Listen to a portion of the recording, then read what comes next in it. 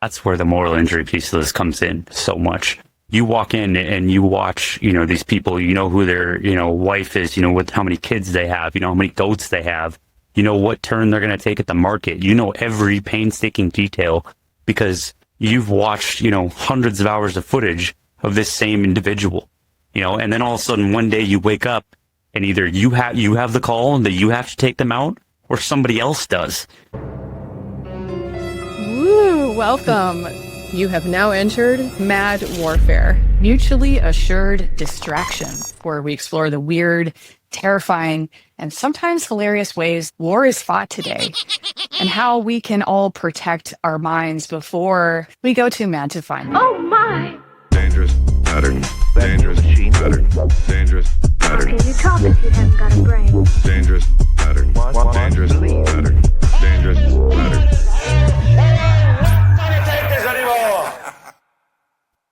Reminder, the opinions on this show are ours alone, and honestly, we might regret some of them later. They don't reflect our employers, past, present, or imaginary. This is a playground of wild ideas, so please, don't take anything here too seriously, unless it's genius. Then it was definitely intentional.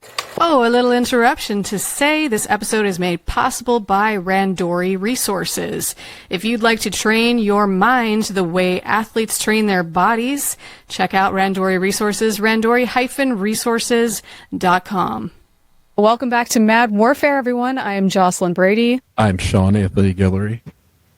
And our guest today has flown over 1,000 remote combat missions, watched targets for hours, and lived with the aftermath that no one talks about until now. Now he's flipping the script. PhD, student, trauma researcher, and founder of Remote Warrior. Please welcome the very real human behind the screen, Tanner Yackley. Thank you guys so much for having me. I appreciate it. Tanner, those of us who are not familiar with these drones don't understand, appreciate the sheer size of these things. They're huge, Absolutely. right? It's got a 66-foot wingspan. It's got a 21-foot in length. And that's the MQ-9 Alpha. The Bravo, I think, is sitting around 78 feet in wingspan. The newer MQ-9 that's come out in the last couple of years. So it's the size of, a normal aircraft, if you will. It needs two people just to operate the thing, which was the person that sat to my left. And then, that, cranked and banked. And unlike other ones like the Global Hawk that always gets brought up, that one's got a point-to-click loiter system in it. So I click with a mouse and say, all right, go in this pattern or go in this area, and it does it. Ours was complete stick and rudder, just like any other aircraft.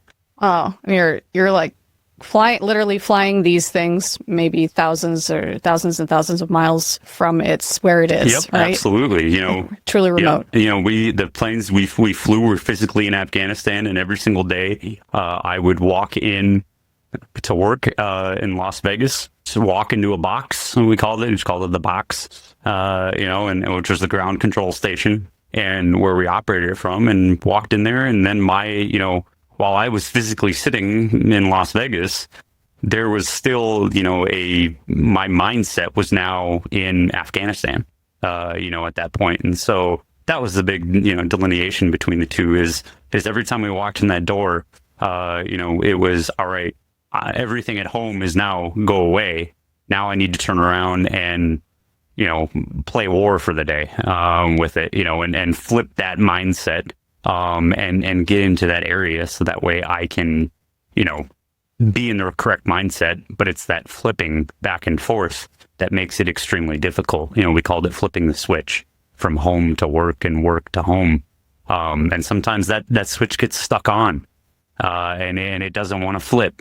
And so you got to bring what you just saw home, or if we're watching death and destruction for potentially 7, 8, 12 hours a day, completely. '08 was when the MQ-9 Raper came on board. So I was right in the, furnace of it. And they were every JTAC and every person on the ground was starting to use them. They got to see what was behind that next hill. They got to see what was behind that next corner, look at a screen that was attached to our feed and go, oh, there's an ambush up here, a half mile up the road, half click up the road. All right, now we need to do it. And either we took care of it or they did, and we'd provide support and tell them where enemy movements were, We'd watch convoys, we'd watch helos come in and do, landing zones. That kind of thing was, the bread and butter of what we did. So, and even within the community, I've worked with the U.S. Air Force Weapons School in different areas there, which is, your equivalent of the Navy Top Gun there. And even that, that was the coolest part, was being in the room with some of these other aviators that, had a lot of respect for our platform because they saw what we could do, with it. But unfortunately, like you alluded to, the stigmas are still there. We're still fighting it, with being able to even be recognized as combat veterans. And it's like I've flown over 1,000 combat missions and done more hours, and that usually takes a fighter pilot 30 years to amass. And I did it in 3 years and 10 months, to amass 3,000 hours. Can you walk through for people, if you're okay with this, kind of a day in the life, and how you get to know even the people that you then have to take care of?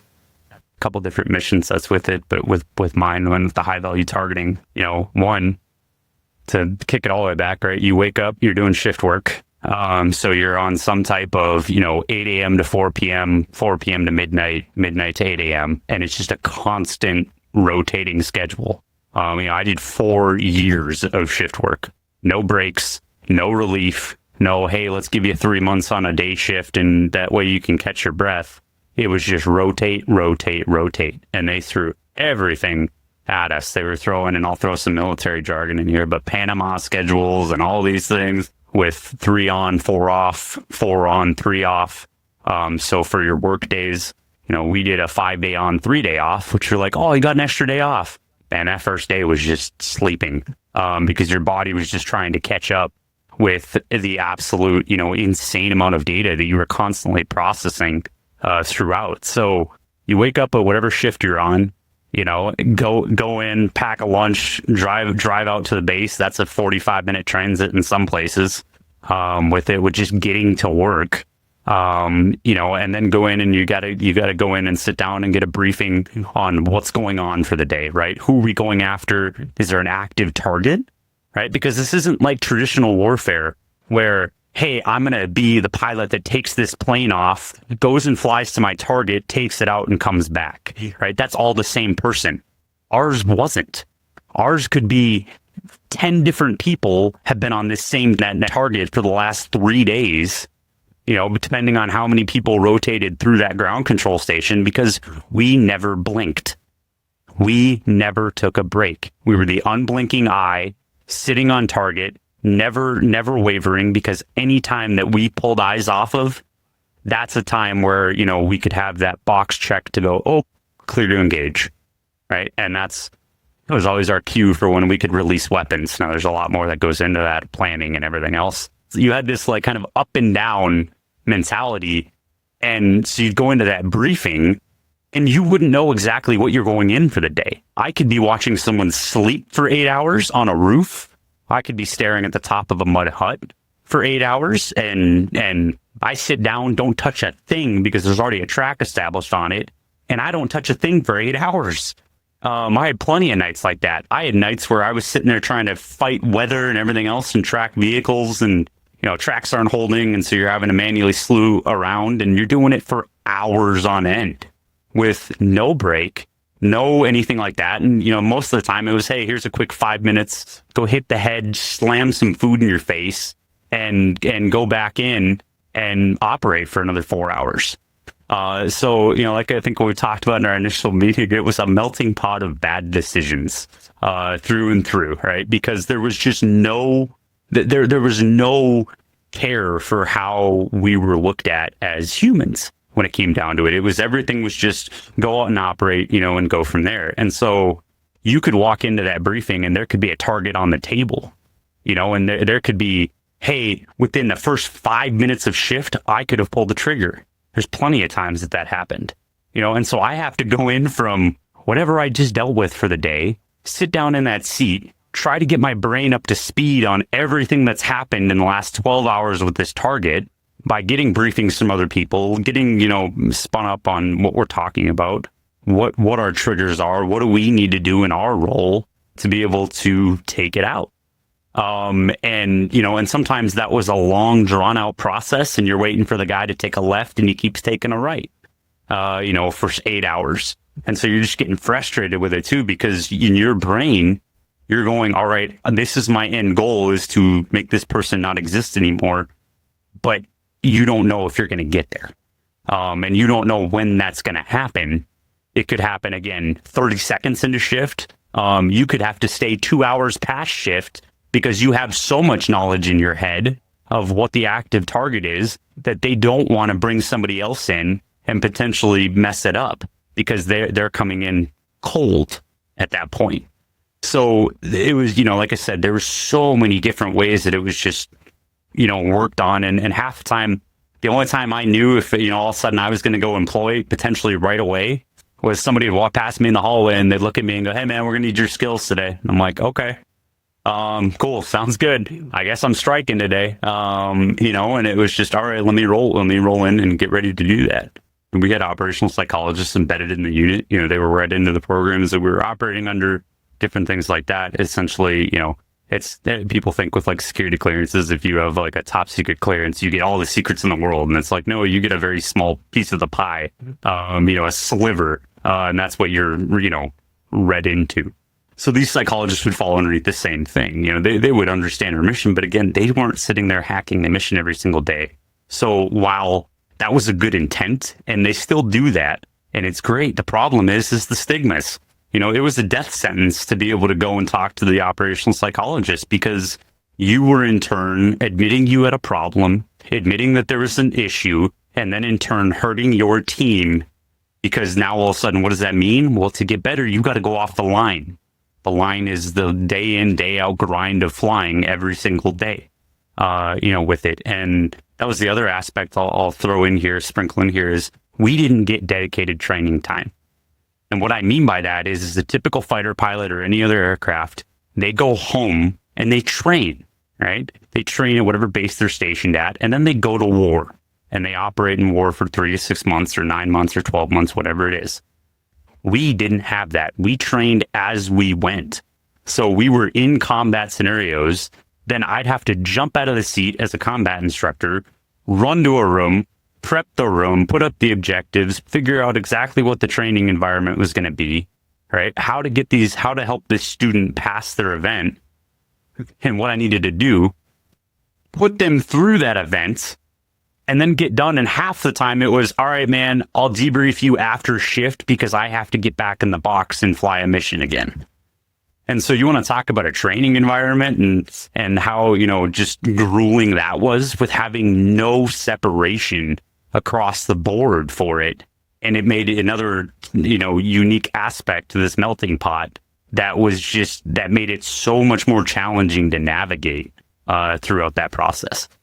It's just like a mental barrage. I remember you were saying to us earlier that you would like go to work and you would know what time somebody goes to the grocery store, when they kiss their wife goodbye, when they pick their kids up, and then it's clear to strike. And it's like the mind fuck of that. And then there's no break, as you were saying. So you go from kind of getting to know often these people and then having to strike, and then no break, and go home and kiss your wife and do your taxes. And there is, to your point of the stigma, I think it'd be helpful for people to hear what people would say about, say like the impact of it being quote unquote just a video game, and why it's like a death sentence to get help. I think it's a little more context of that. Yeah, absolutely. I mean, I was 20 years old when I pulled my first trigger, with it. And so I didn't have anybody to talk to after the fact, and talk about what I did. If you raised your hand and said, I can't do this anymore, I am having an issue with this, I mean, it was, you were just thrown out instantly. They were like, all right, you're going to a different squadron that's got a lower, mission tempo. And while some of that was true, you're still not taking away what we're doing, in that realm. So it was this just weird cyclical, loop of now all of a sudden I can't talk about what I'm doing because of the security reasons for it, right? I can't talk about what I'm doing because if I do and I try to say I need help, well, then I'm going to hurt my team.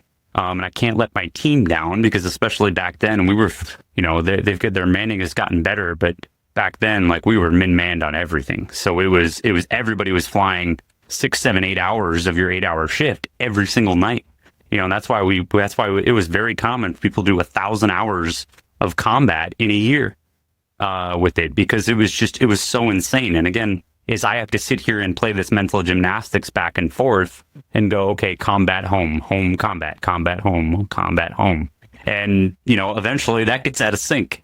And then you're doing shift work and everything else with it. And so then I'm a zombie, there's plenty of nights where I slept 2 to 3 hours if I was lucky, because my brain couldn't shut off from the night before.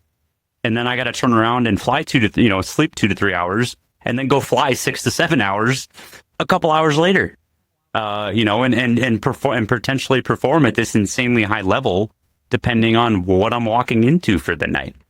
When you did try to get help, because you did at some point try to talk to people, what was that experience like, and how did you realize it wasn't up to snuff? Yeah, my biggest thing, I tried a couple times in service to get help and things like that, and there wasn't buy-in, especially at that time from the clinicians and things like that. You could tell they didn't believe, and so for someone, that's like, I think I talked to you about before, I didn't even recognize myself as a combat veteran, with it until, years ago, because that's what the stigmas were. That's what, we were told across the board, right? There's no one individual's fault with this, but there's so much lack of understanding here. And a lot of these areas, they want to hold on to their modality, and what they're utilizing, whether it's be CPT, CBT, EMDR, and, and own it and try to shove that, square peg into a round hole. And it doesn't work. That's, the whole reason why I started the organization I'm running now, is because there's so many areas that have gaps, from the active duty all the way up to industry, the VA, that are still providing such a disservice to this group of individuals, and high rate of suicide, within this. And while, yes, there's been studies with, within active duty units, the Air Force Research Lab has looked at it many times. What the area that's not being looked at is the veterans that are coming out of the combat, that are hanging up the uniform, and they finally get to pick their head up out of all of that and go, okay, now what? And then it all comes and hits them in the face, because they're dealing with things like disassociation, moral injury, identity crisis, things that the traditional, PTSD checklist, the PCL-5, aren't built to properly understand there. And so it leads to misdiagnosis. I got an adjustment disorder with anxiety by the DSM-5. That's a 3 to 6 month process, that it's an acute diagnosis. And it even says in there, if it lasts longer, it should be labeled more under post-traumatic stress or, anything like that. It took me 6.5 years to even get that recognized, and I'm still fighting to get it on my VA claim there. So every part of the system is just failing these people. While there's been people that have gone out and tried to make it better, unfortunately, it's fallen short. I still have friends that they're getting medically discharged for PTSD now, because they've been operating in it for 20 years. When you look at the timeline now, that we're in 2025, they're at 16, 17, 18 years of doing this. It's absolutely chewed them up and spit them out. And now they turn around and try to get help. And you got docs that look at them and go, you haven't deployed. How can you have trauma? And you're going, are we serious? Like, what are we doing here? So then you get all these gatekeepers that are saying, well, this is our trauma, you can't have it. Yes, the trauma and how you experience it is completely different. I will never make that argument in any way. But the brain rewiring that happens after the fact, and the cognitive impact that it happens, we have a guide out here called the Fog of War that explains a lot of this in very simplistic terms for operators, and to be able to talk about things like, your thoughts bouncing around in your head so fast it feels like a ping pong's been fired off in your skull, but nothing sticks, right? And that gets into the whole sympathetic nervous system and the dysregulation that happens within this. We interrupt this episode to say, if you've ever felt really alone and didn't know where to turn, may we suggest, put the picture over here, Elle Yonker. Elle is what national security should look like. She protects people online as a cybersecurity expert, but she also shows up for people in crisis through the Hive Social Garden, which helps folks find real support when things get hard. Her website, thehivesocial.garden. She's our first recurring sponsor. Thank you eternally for that, which feels exactly right. Elle, this is for you and for everybody listening. Please go to her website, thehivesocial.garden. Feel free to bother her on LinkedIn. She'll probably appreciate it. Now, back to the show. There's so many aspects to this that are just still so blatantly ignored within this process. And that's why the organization that I started and even has just been growing and growing, because there's a large amount of people out there that are struggling. And I know this because I even put out a survey of trying to build a better, essentially PCL5, and putting it more on moral injury and everything else. And we had over 200 respondents in 3 days. So and 80% of them won't go get medical help because of fear of lack of understanding. It's like 81.3% out of those 225 operators that have taken it. And for listeners who aren't aware, when we're talking about the DSM, this is the what does it stand? It's basically Statistical how Manual of Mental Disorders. Yeah, and it's like the Bible of what we consider mental health issues or things that can be diagnosable in this country. Mm-hmm.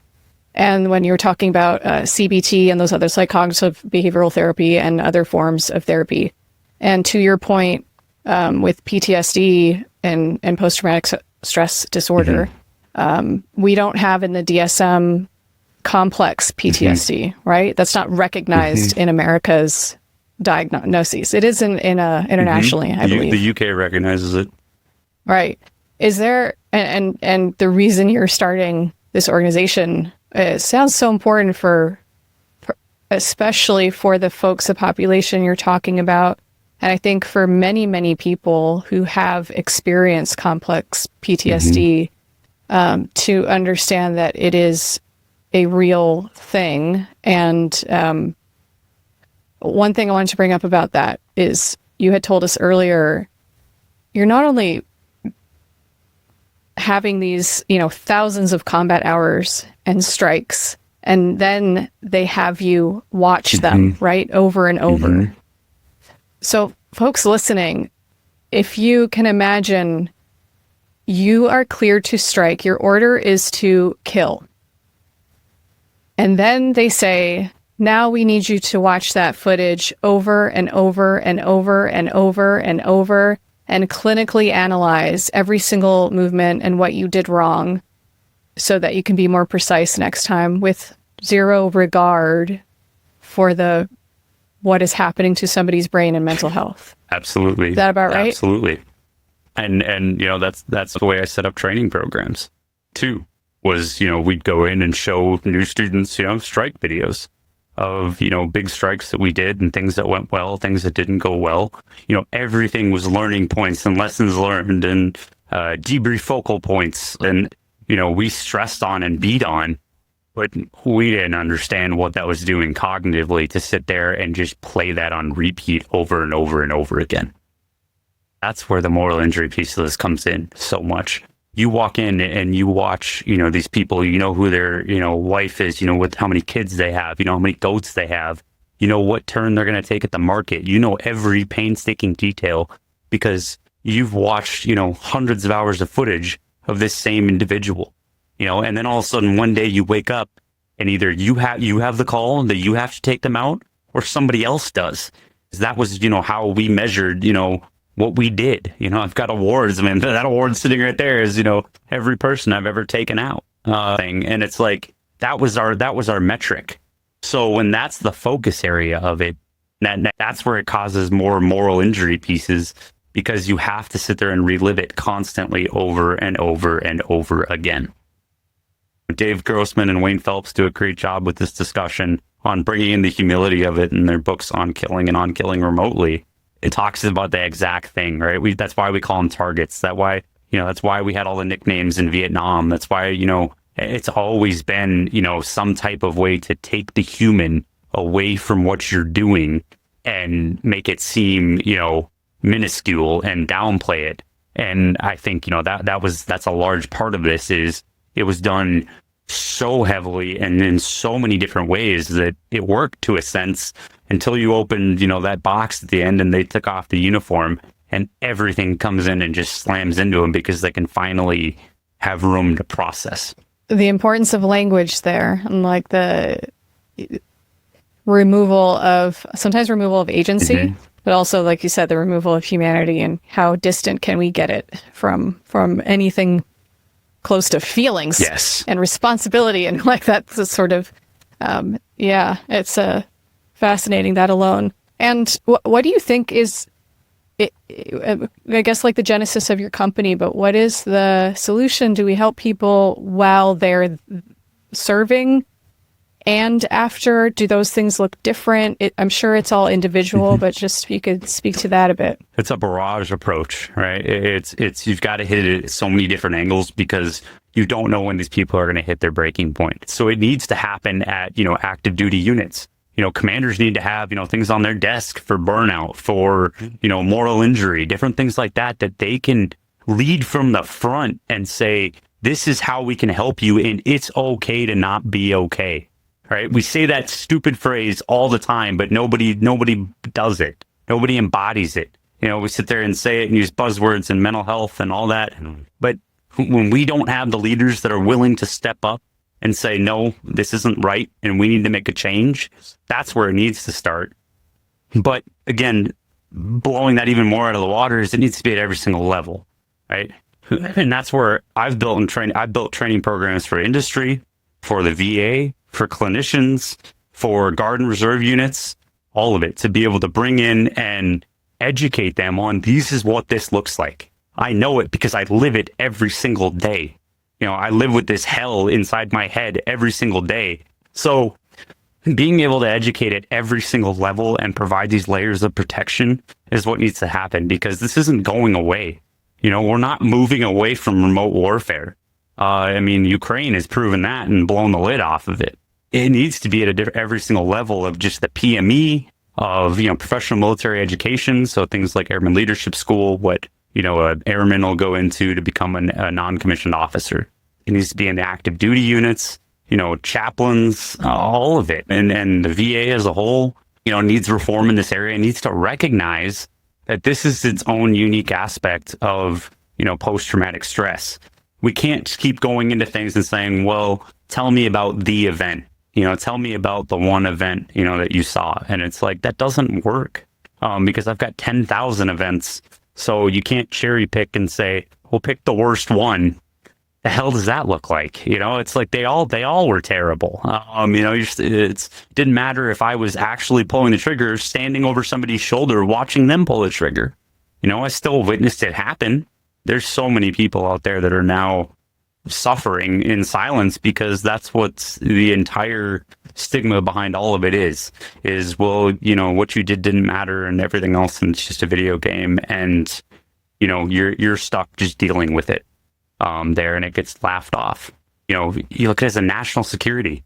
Who goes and fills all these slots for contract work and private contractors and different things like that? It's all ex-military. Right, that's the way it works in soft. That's the way it works in security. That's the way it works in the remote warrior community. Is General Atomics is a perfect one with it. They house a ton of contracts with it, and I would argue probably 90% of their members are prior military. So if you don't take care of them when they're in, you don't take care of them when they're out. There's a reason that all these high caliber people are leaving those industries. There's a reason I left it. I just hit my breaking point of I can't do this anymore because my mental health is tanking so bad.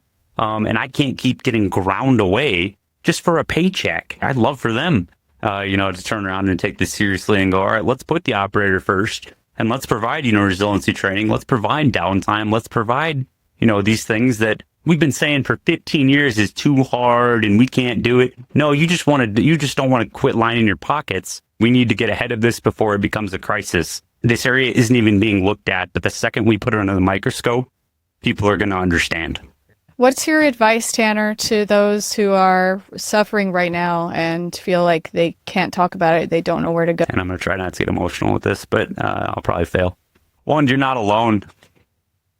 This disease is one of the worst ones out there because it makes your brain convince you that you're a nobody, that what you did didn't matter, that what you've been through doesn't count, and that you're a pussy at the end of the day for dealing with what you do.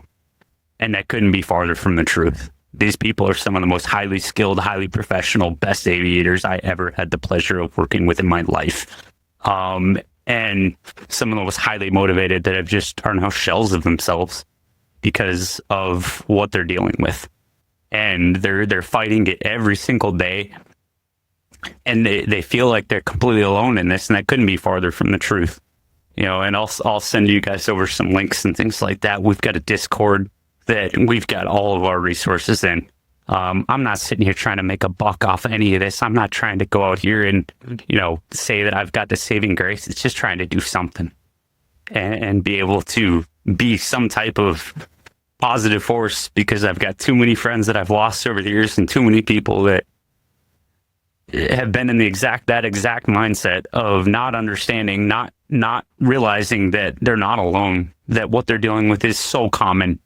It's just that no one wants to talk about it because it's uncomfortable, right? You don't want to go out and admit that, you might not be able to do what you used to be able to do, or that you're having, suicidal ideations, or things like that with it. That terrifies the heck out of people. And I remember the first time I had one, holy shit, I sat in the bathroom for 2 hours and bawled my eyes out because I thought I was broken. And so going on from that is reach out. Oh, that's all we're here for. We've got these guides called the Fog of War, and this is what we've been cranking out. It's nothing groundbreaking, but it's just stuff that works. Stuff that our community has found to help people, right? It can be noise canceling headphones when you're out in public, just to make things a little better, a little quieter in your head. And so there's an entire community that understands it. And guess what? It's those same people that you sat shoulder to shoulder with every single day in that box. So, you reach out. You're not alone. There's so many people that get it. And I'll stay up all night talking to somebody about this because I can't lose any more people in this area, and I can't lose any more friends because it's insane how watered down this entire thing has gotten and how we've gotten to where we are with it, and that it boils my blood that I even had to start this organization. But at the same time, damn it, I'm going to put everything I have to it, my heart, my soul, my blood, my tears, all of it, because these people deserve a hell of a lot better than the way they're getting treated now. Really appreciate what you're doing and talking about all of this so openly. Anybody out there who's struggling, please, please, please reach out to Tanner or talk to somebody. Just have a conversation. And how else, Tanner, can people support your work or each other? Absolutely. We've got a landing site that has all of our socials. It's got the Fog of War guide downloadable right on it, ready to rip. It's got our website on it, and it's got our run Ko-Fi campaigns to help fund the printing of these guides. Like I said, we don't take a dime of it. Everything right now is going directly to printing. I make about 4 trips a week to FedEx and pick stuff up, package it up, and ship it directly to the veterans that need it, because we've been the people that have helped with these surveys and things like that. I recognize are probably the ones that need help the most. It's looking for, it doesn't matter. I'm tapping local organizations in my community, to be able to support. We've got options for even $100 a month that can print 10 guides, 10 of these guides for veterans, and print, package, and ship them directly to them. It doesn't take a lot to be able to support something like this. And so we're always looking for those generous sponsors that are willing to truly support and literally put their money where their mouth is and be able to support a tangible connection that is going directly into these hands. No bullshit. No 10% goes to this freaking yada, yada, yada. All that crap that's out there these days. This is just, no kidding, support from the people that freaking get it at the end of the day. Thank you, Tanner. I want to ask you, is there anything you wish we would have asked you? The parting shot, for me with this is this stuff isn't a video game. It's not fake. It's not, cushy. It's real. It's raw. It's unfiltered, and it's fucking horrible to deal with. And these people need help. So if anybody that's listening to this or sees this, comes across someone that did this line of work, just talk to them, because half the time that's all they need. This is someone just to even give a shit a little bit. Tanner Yackley with Remote Warrior, everyone. Thank you. Thank you. I've come to talk with you again. Come and be inside my head. Cancel me, cancel me. I got things to say, you can cancel me. Cancel me, cancel me. I got things to say, you can cancel me. Cancel me, cancel me. I got things to say, you can cancel me. It's only a matter of time till we all win. Cancel doesn't stay.